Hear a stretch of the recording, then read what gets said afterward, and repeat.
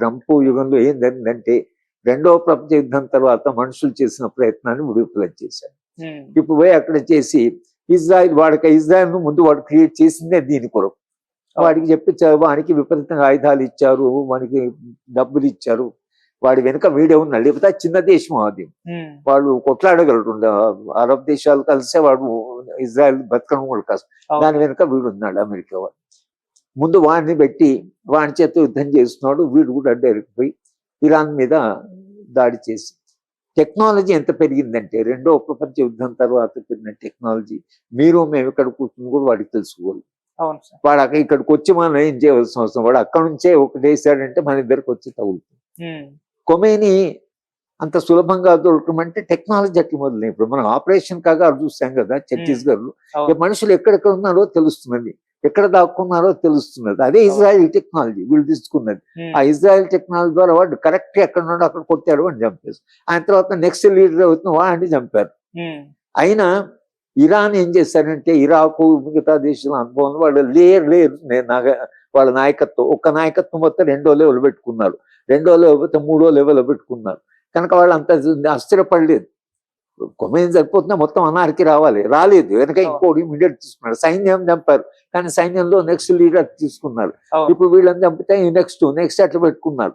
ఇది వీడికి అమెరికా వాడికి అర్థం కాలేదు, కానీ వాడు డిస్టెబిలైజ్ చేయలేకపోతున్నాడు ఇప్పటి వరకు. కానీ చాలా ప్రాణ నష్టం జరిగింది. ఆయిల్ ట్యాంకర్స్ ను బాంబులు వేస్తున్నారు, ఆయిల్ మొత్తం మూవ్మెంట్ ఆగిపోయింది. దీనికంటే ఇంకా మనం అంతకు ముందు జరిగిన సంఘటన వెనజులా. వెనజులాకి పోయాడు, అక్కడ ఆయిల్ ఉంది, వాటి చాలా రిచ్ ఆయిల్ డిపాజిట్స్ ఉన్నాయి. చావేజ్ కొంతకాలంగా కాస్ట్రో యొక్క ఇన్స్పిరేషన్ తో ఆయన ఆయిల్ వెల్త్ అంతా నేషనలైజ్ చేసేసి ఆయిల్ మా వెల్త్ అని అన్నాడు. అక్కడ మీరు క్రైసిస్ క్రియేట్ చేశారు. వెనజులా అధ్యక్షుడిని పోయి దేశాన్ని పోయి అరెస్ట్ తీసుకుపోయి ఇప్పుడు అమెరికాలో పెట్టారు. ఆ దేశ అధ్యక్షుడిని ఇంకో దేశం వాడు వెళ్ళి ఎందుకు అరెస్ట్ చేసినట్లు వెనజులా ఎందుకు అరెస్ట్ చేశారంటే వాడు డ్రగ్స్ అమ్ముతున్నాడు అంటాడు. అమెరికాకు డ్రగ్స్ సప్లై చేస్తున్నాడు కాబట్టి, అమెరికా యూత్ డ్రగ్స్ తీసుకోవడం అది చెడిపోతున్నారు కాబట్టి డ్రగ్ మా దేశాన్ని తీసుకొస్తున్నాడని వాడి మీద యుద్ధం, వాడిని అరెస్ట్ చేయడం. ఇక్కడ ఆయుధాలు తయారు చేస్తున్నారు, అణు ఆయుధాలు తయారు చేసిన వీడి మీద. రెండూ కరెక్ట్ కాదు. వీడు అక్కడ ఈ డ్రగ్స్ అమ్ముతున్నది కరెక్ట్ కాదు, ఇక్కడ వీడు ఆయుధాలతో అణు ఆయుధాలు తయారు చేయడం కరెక్ట్ కాదు. కేవలం ఒక నెపం వేసి కేవలం అబద్ధాలు చెప్పి వాళ్ళు ఈ దేశాల మీద అయితే దాడి చేస్తున్నారు. ఈ దాడి వలన ఏం జరుగుతుందంటే ఇరాన్ బలహీనపడవచ్చు. ఎందుకంటే వీరికి ఉండే టెక్నాలజీ తట్టుకోవడం చాలా కష్టం. అమెరికా చాలా, అలాగే ఇజ్రాయెల్కి ఇచ్చారు కాబట్టి వాడు ఇజ్రాయెల్ కూడా విపరీతమైన టెక్నాలజీ, అందుకని వాడు విలవిల కొట్టుకుంటున్నాడు పాలెస్టీనియన్. పాపం ఏం చేయాలో తెలియక వాడు విలవిల కొట్టుకుంటున్నాడు. వాళ్ళు అక్కడ హాస్పిటల్ మీద స్కూళ్ళ మీద బాంబులు వేస్తూ వాడి పని వచ్చేస్తుంది. ఇప్పుడు అమెరికా ప్రత్యక్షంగా ఎంటర్ అయిపోయి వీడు ఎక్కడెక్కడో దేశాలను పోయి అటాక్ చేస్తున్నాడు. ఒక్క ఇరాన్నే కాదు, రకరకాల దేశాలు తెలిపోయి ఇరాన్ కూడా చాలా దేశాలను అటాక్ చేస్తున్నాయి, ఏది ముస్లిం దేశాలను. ఎందుకంటే ఆ దేశాలన్నింటిలో అమెరికా తన అణ్వాయుధాలు తన వార్ మిసైల్స్ ఏమైనా అక్కడ పెట్టి కూర్చున్నాడు. వీడు ఆ వార్ మిసైల్స్ అటాక్ చేయకూడదు, కానీ ఇరాన్ ఏం చేస్తున్నాడంటే ఆ దేశం చేస్తే వీడు ఇరాన్ వాడు ముస్లిం దేశాలను అటాక్ చేస్తున్నాడు. ఆ దేశాలని మా దేశం మీద అయితే మీ దేశంలో అమెరికన్ మిసైల్స్ ఉన్నాయి కాబట్టి దాన్ని డిశ్చార్జ్ అనుకుని వచ్చామని దాని కొరకు వెళ్ళిపోతున్నాడు. ఆ దేశాల మీద అటాక్ చేయాలని కాదు, అమెరికన్ ఆయుధాలను చేస్తే, ఎందుకంటే అవన్నీ ఇరాన్ మీదే ఉపయోగించవచ్చు. కనుక వాడికి యుద్ధము వాళ్ళతో ఏం చేస్తున్నారు చాలా మందికి అర్థంగా ఉండేది. ఇవ్వ పని లేదా వీడు అమెరికా చేస్తే ఈ దేశాల దగ్గరికి ఎందుకు పోతున్నా అంటే ఆ దేశాల మీద వీడు కోపం కాదు, అవన్నీ ఇస్లామిక్ దేశాలు. వాళ్ళు అమెరికా యొక్క మిసైల్స్, అమెరికా ఆయుధ సంపత్తి అక్కడ పెట్టాడు. ఎందుకంటే అక్కడ నుంచి ఇరాన్ మీద దాడి చేయడం చాలా సులువు, లేదా any Islamic country, all rich country. కనుక దీంట్లో వ్యాపారం ఉంది. వ్యాపారం అంటే ఆయిల్ వ్యాపారం ఉంది. రెండవది భావజాల పరంగా ఇస్లాము, తర్వాత కొంత టెర్రరిజం అని బిన్ లాడెన్ దగ్గర నుంచి కొంత అది జరుగుతుందని అది కొంత ఉంది. తర్వాత వీడికి నేను ప్రపంచ అధినేత, నేను ఏది చెప్పినా వినాలి అని ఒక అహంకారం ఉన్నది. ఆ అహంకారం వెనుక అమెరికా కార్పొరేట్స్ తో శక్తి ఉంది. ఒకటే ట్రంప్ ఒంటరి కాదు, వాడి వెనుక కార్పొరేట్ శక్తి ఉన్నాయి కనుకనే అమెరికన్ డెమోక్రసీ కార్పొరేట్ డెమోక్రసీ అని నామ్ చామ్స్కీ చెప్తూ వచ్చాడు. అది నిజమైన డెమోక్రసీ, నిజమైన అమెరికన్ ప్రజలు ఎవరుతున్నారు వాళ్ళకి ఏం సంబంధం లేదు, ఏదో యుద్ధం చేస్తున్నట్టు ఆయన తప్పించి వాళ్ళకి మొత్తం ప్రపంచానికి, నేను అమెరికాలో కొన్ని కుటుంబాలతో ఉన్నాను, వాళ్ళకి ప్రపంచం గురించి ఏం పట్టలేదు. వాళ్ళ స్టాండ్ ఆఫ్ లివింగ్ వాళ్ళు అది తప్పించి ప్రపంచంలో ఏం జరుగుతుంది, మన దేశం ప్రపంచం ఏం చేస్తుంది వాళ్ళు చాలా, అంటే వాళ్ళ రాజకీయ జ్ఞానం ఏదైతుందో ఒక ఆర్డినరీ ఎవరేజ్ అమెరికన్ యొక్క రాజకీయ పరిజ్ఞానం ఒక ఇండియన్ కంటే కూడా తక్కువ, ఒక రకంగా చాలా ఇండిఫరెంట్. దానివల్ల ఇంత దుర్మార్గం జరుగుతుంది.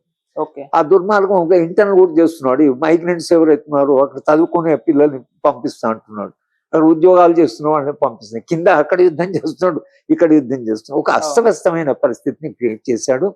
ఒక అంతర్జాతీయంగా ఎదుగుతూ ఒక శాంతియుత ప్రపంచం వైపు వెళ్తుంది అనేటువంటి ఒక ఆశ ఉన్నప్పుడు ఆ దశలో ట్రంప్ అనేటువంటి వాడు వచ్చి నాగరికత ముందుకు పోవడానికి కళ్ళెం వేశాడు, మానవ జాతి ముందుకు పోవడానికి కళ్ళెం వేశాడు. కానీ మనుషులు క్రియాత్మకమైన మనుషులు, సృజనాత్మకంగా ఉంటారు. మనుషుల్లో మళ్ళీ ప్రేమ ఉంటుంది, తర్వాత మనుషుల్లో మంచితనం ఉంటుంది, మనుషులు మంచి ప్రపంచం కావాలని మనుషులు చాలా మంది ఉంటారు. కనుక ఇది ఒక మారల్ దానికి, ఒక ఇమ్మారల్ పాలనకి, ఆయుధానికి శాంతికి మధ్యన కూడా ఒక యుద్ధం జరుగుతున్నది. మనలాంటి వాళ్ళను విశ్వసించడం ఏంటంటే ఎక్కడో మనుషులో ఉండే మంచితనం. రెండవ ప్రపంచ యుద్ధం తర్వాత వాళ్ళు చూసిన అన్యాయం వలన మనం లేదు శాంతియుత ప్రపంచం కావాలి.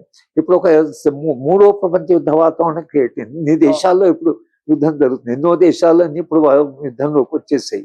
మళ్ళీ వాళ్ళ జర్మనీ, ఫ్రాన్స్, మళ్ళీ అమెరికాకు సపోర్ట్ కింద యూరోప్ నుంచి వీళ్ళు వచ్చారు. వాళ్ళు ఎందుకు వచ్చారో తెలియదు. వాడు యూకే వాడు మొదటి నుంచి వాడికి చిన్న తోకలాగా ఉన్నాడు, వాడు సపోర్ట్ చేస్తున్నాడు. కనుక యుద్ధము ఇప్పుడు కేవలం ఇరాన్ అమెరికా కన్ఫైన్ కాదు, యుద్ధము చాలా విస్తరించి ప్రపంచంలో చాలా భాగాలని ఎఫెక్ట్ చేస్తుంది. కాబట్టి కొంతకాలం వీడు ఇంకో 1 month జరుగుతుంది అన్నాడు, 4-5 వారాలు జరుగుతున్నాడు. 4-5 వారాలు జరుగుతుందని నేను అనుకోండి. 4-5 వారాల దాకా ప్రపంచం భరించడం చాలా కష్టం. ఎక్కడో ఒక చోట ఇంటర్నల్ గా చాలా గొడవలు జరుగుతాయి. తర్వాత ఈ ఆయిల్ ధరలు, ఇప్పుడు మా భారతదేశం ఆయిల్ ఏం కాబోతుందో మనకు తెలియదు, ఎంత ధరలు పెరుగుతాయో తెలియదు. ధరలు పెరిగితే మొత్తం ఇన్ఫ్లేషన్, ట్రాన్స్పోర్ట్ గూడ్స్ వస్తువుల యొక్క ధరలు పెరగడం, అది మధ్యతరగతి కూడా కొనలేనటువంటి పరిస్థితి వస్తే ఇక్కడ అన్రెస్ట్ వస్తుంది.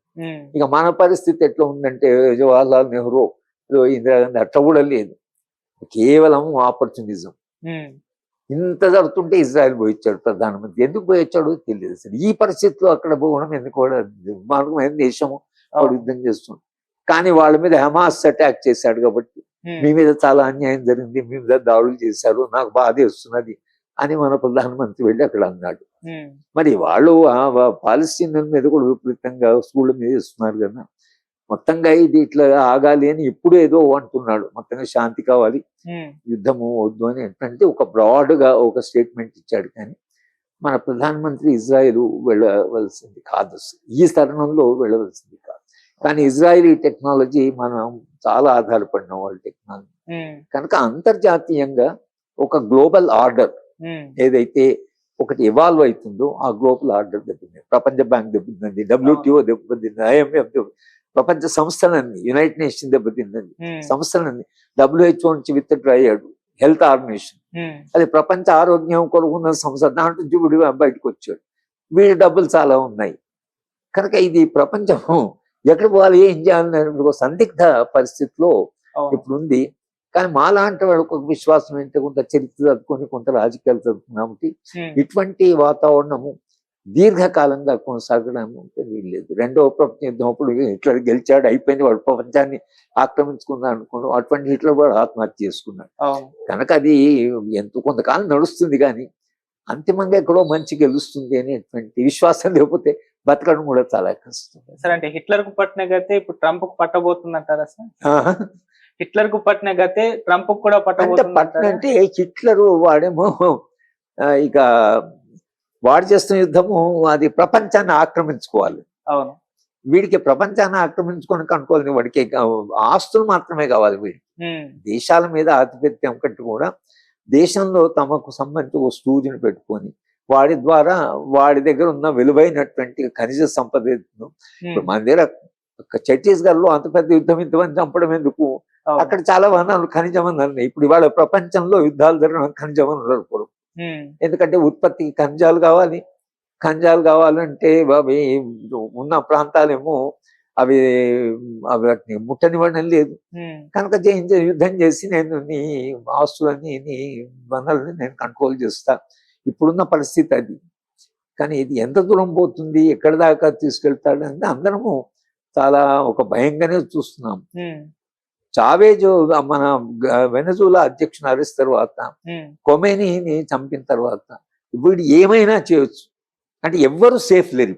ఓకే, ప్రపంచంలో ఏ దేశ అధినేత కూడా సేఫ్ లేడు. వాడు అనుకుంటే అధినేత పోయినట్లే.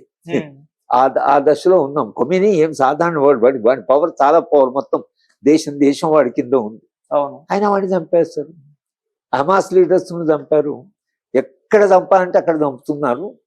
ఇది ఎక్కడ దాకా పోతుంది అనేది తప్పకుండా దీంట్లోంచి ఒక మంచి అనేది వస్తుంది. ఇట్లా చేయడం దుర్మార్గం అనే ప్రపంచము ఫీల్ అయ్యి ఎక్కడో ఒక చోట ఈ రిజాల్వ్ అయిన తర్వాత వచ్చేటువంటి విలువలు ఏవైతున్నాయో కొంచెం ఉన్నత విలువలే వస్తాయనేటువంటిది మన ఆశ. ఓకే.